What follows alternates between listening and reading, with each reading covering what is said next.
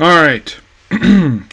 Welcome back to Nick Lenz Comic Corner Classic Us Known Classic. This is episode number 2970 and Doubleshot number 2864.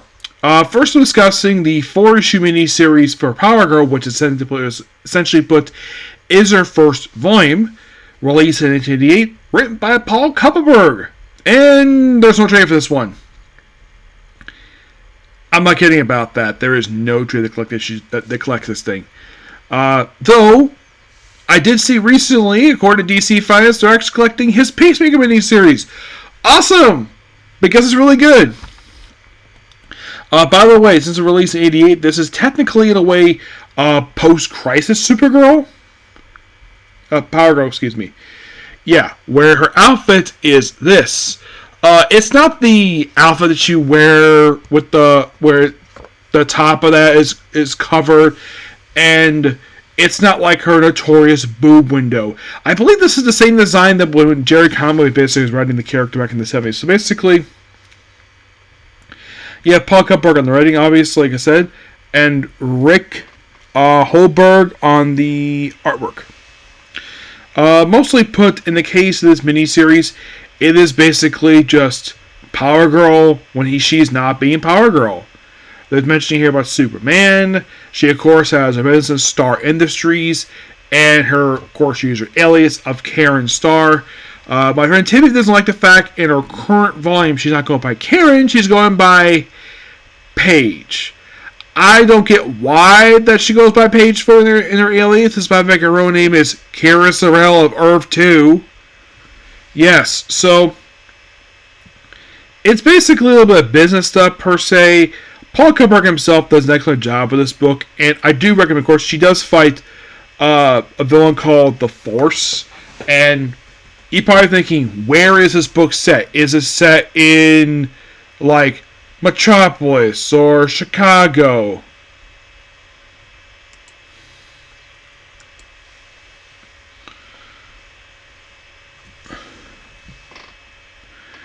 Let's see if I can find out here. She is in...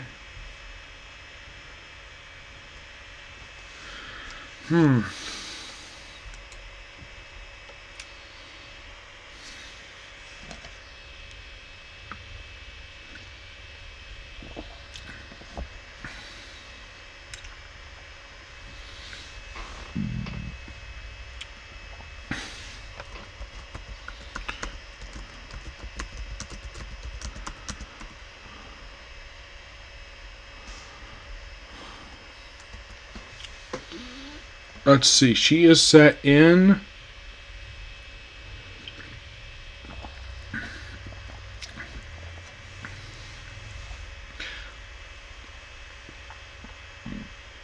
Okay, her company is called Star Wave International. So she is set in New York City. Yeah, and the villain who forced... He's an original character in this book. Yeah, he fought her just for his miniseries. I think that was it. Just as one miniseries that he just appeared in.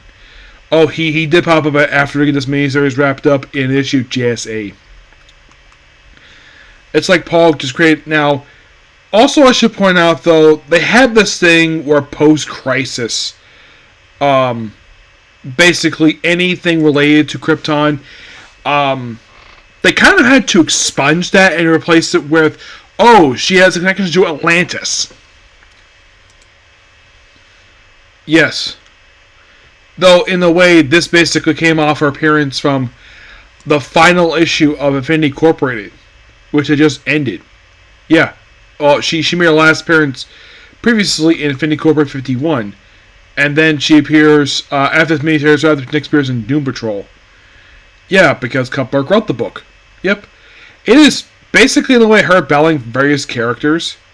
And then, of course, basically fighting, of course, these other people known as Hurricane, Hydra, Pyro.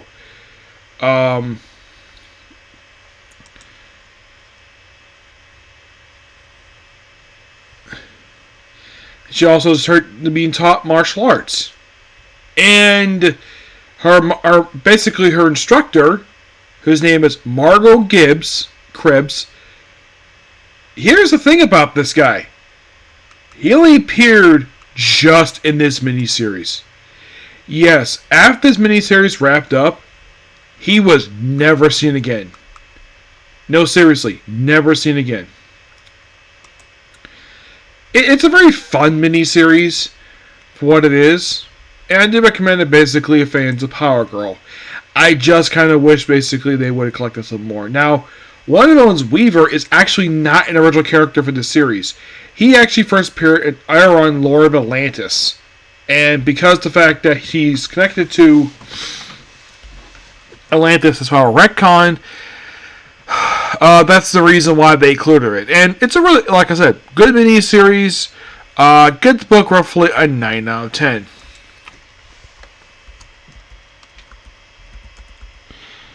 Next up we have is Showcase presents Superman Volume 2.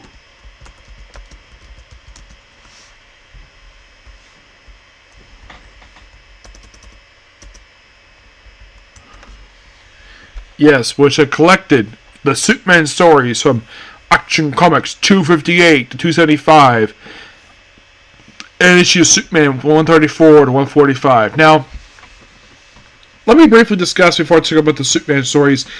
Let's talk about 258 and 259. These two are noteworthy for the end of the Congo Bill feature.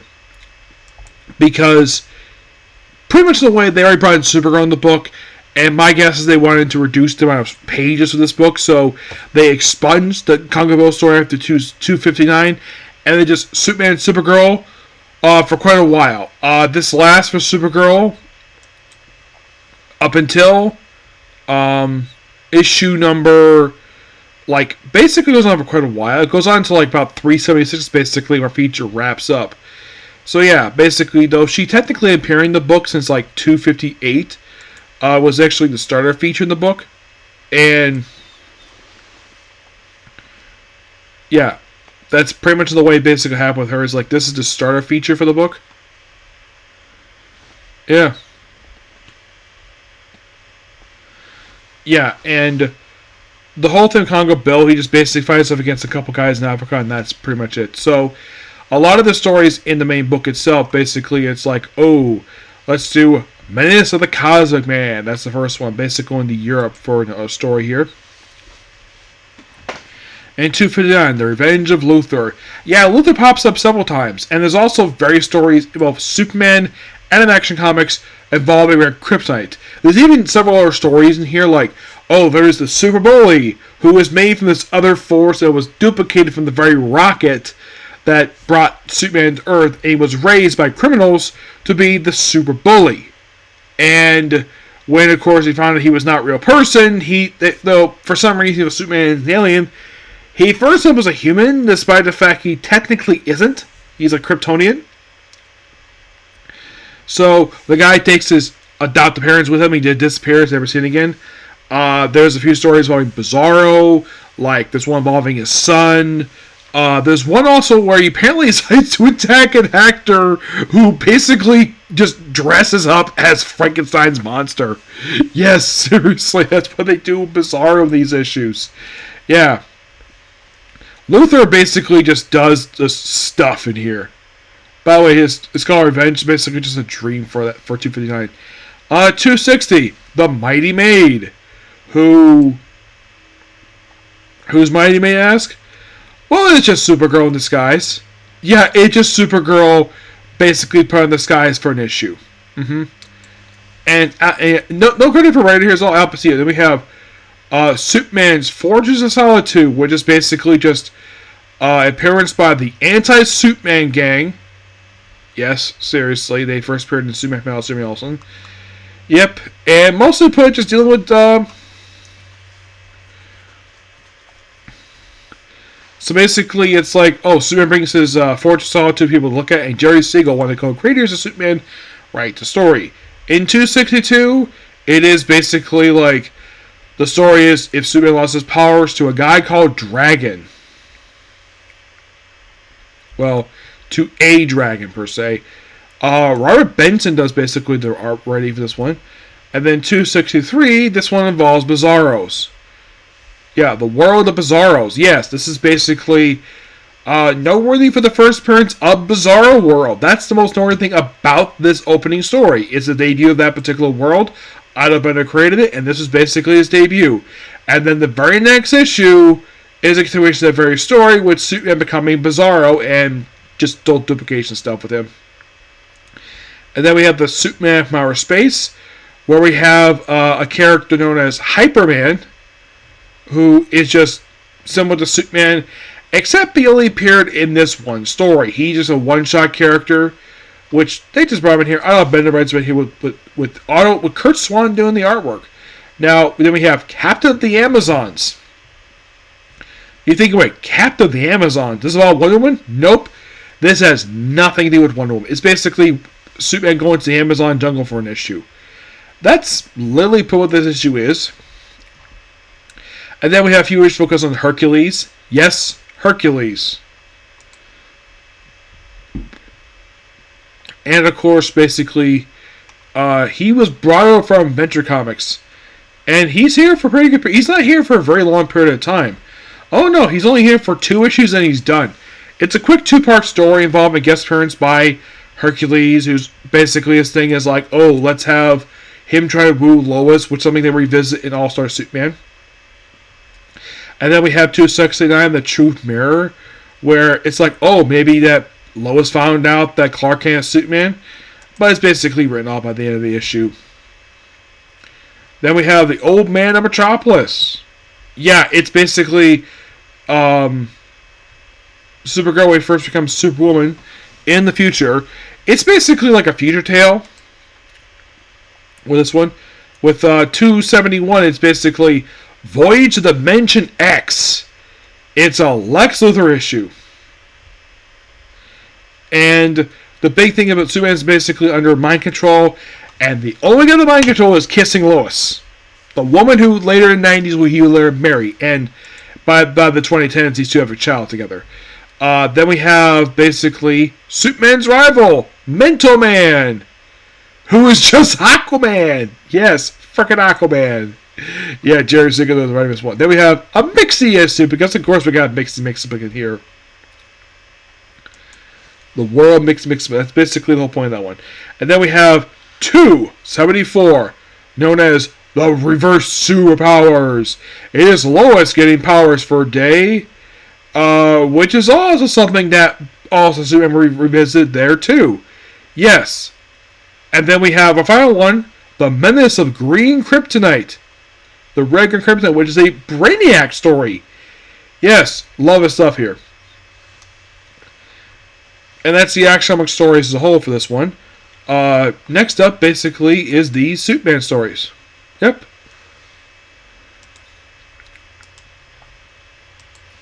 And by the way, in the Superman stories, those ones involve the Super Bully. In 134, it's the Super Outlaw from space. Yeah, it's this guy called Kurt X, who is a guy who's an enemy of Superman who only appeared in this one issue. Yep, he's a one-shot character. Superman fights 134. Moving on to 135 is when Lois first suspected Clark was Superman. And it has 3 stories in here. Now, is there any debuts in this story per se? Well, we have the first appearance of a guy named Ronald. Who is this guy? This is a guy who later became, get this, he became Lori Mama's husband. And of course, we still did with Lori Lamanas. And of course, and Trio Steel was mostly put just, get this, the whole thing, this one we have basically Super Baby and Superboy appear in the same place. This happened a couple times in these issues. One time on Kryptonite, the other on Mix-a-Plick. Yeah.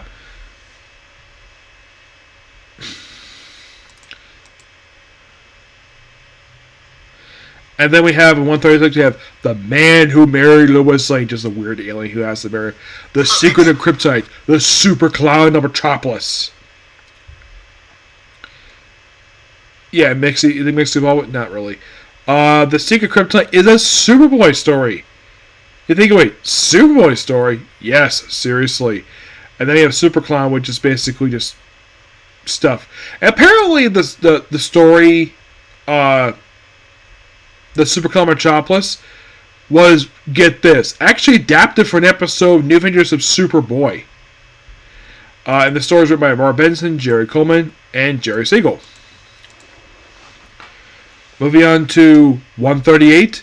The two Superman things. This is the one involving the Super Bully. Yeah, this is the Super Bully issue, which is a one-shot character. And then, get this, in 138, we have Superman versus Titano the Super Ape. Yes, who acts like he's freaking King Kong. And then we have a Magic issue for the second one. The third one also involves a story involving Laurie Lamontis. Oh, in case you're curious, Laurie's first appearance was in Superman 129, which, of course, basically they later brought back post-crisis. Oh, and the writers of this issue, well, Super 8 1 is about Bender, Super Magic is Jerry Siegel, and back story, last one is by Jerry Siegel as well. 139, basically, we have the new life of Super Merman, the Jelly Hall House, and Untold Story of Red Kryptonite. Yeah, the opening story obviously involves Laurie Lamontis because they have Jolly Jawhouse. Yeah, this whole thing with this one is that we have this guy, Carl Struggle, who is a dictator who is basically imprisons people for his own personal purposes. And the last one, basically, just a story about the Red Kryptonite. That's literally what the last one is. And basically, you just have Jerry Siegel, Otto Bender, and Joel Coleman doing the writing for all three stories, respectively. In 140, this is the one involving the son of Bizarro. Yep, this is the first appearance of Bizarro Baby. Yeah, and also single appearance of Bizarro Supergirl. In the very next issue, we have Superman visiting his home planet for a single issue, written by Jerry Siegel, which makes total sense the fact he wrote this issue because he created Superman, so of course, basically, he would write this issue.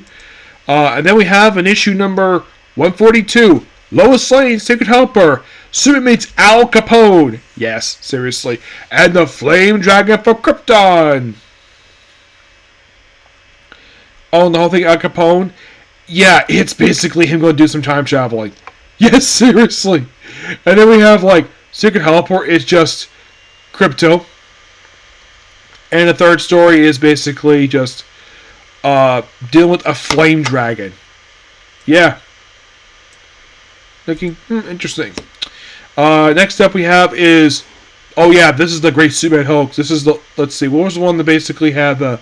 Oh yeah, it was the Bizarre meets Frankenstein, which is the one basically where Bizarre tries to be an actor who just says Frankenstein. Yeah, and then we have the Superman Hoax where a guy thinks he has Superman powers, and it turns out it was all fake due to padding. Yeah, and Lois Lane's Lucky Day. Yeah, just basically finds some stuff, but not Superman's identity. In 144, the Super Weapon, Superboy's first public appearance, and the Orphans of Space. Yeah, the Orphans of Space was a dream sequence where apparently that Earth was destroyed, but not really. Superboy's public appearance, basically first time was in public, and then we have Super Weapon, just another, it's a Lex Luthor story. And the last one, the Secret Identity of Superman, which is basically 145. Also, the Inside Circus and the night of March 31st. The first story is another fight with the anti-Superman gang. Second of all, Superman, Lois going to the circus, and then we have just the imaginary story for the last one. Yep, and that's pretty much basically the entirety of Showcase Presents Superman Volume 2 in a nutshell. Great stories. We got a few classic appearances. I would say we got overall two main historical significance for these ones is that we have the debut of Bizarro World and Bizarro Jr. That's literally it, because basically everyone else is fighting Lex again or fighting Brainiac. But good stories. I enjoy these issues. Yep. And I'm also the 60th one, so next time I discuss these two books, basically Power Girl, discussing Volume 2. For Superman, it will be Showcase Presents Superman Volume 4, which will be the last one discussed for that one. We want to do other Superman stuff. Okay? So yeah, that's particularly it, particular review. Please be sure to like, comment, subscribe, turn notifications, and do the dislike button. Well, next up, I'm going to go through 2 more episodes, Peter Grell, and then, of course, is on to As a Reincarnated Aristocrat. Okay? Thanks, Phil. Bye.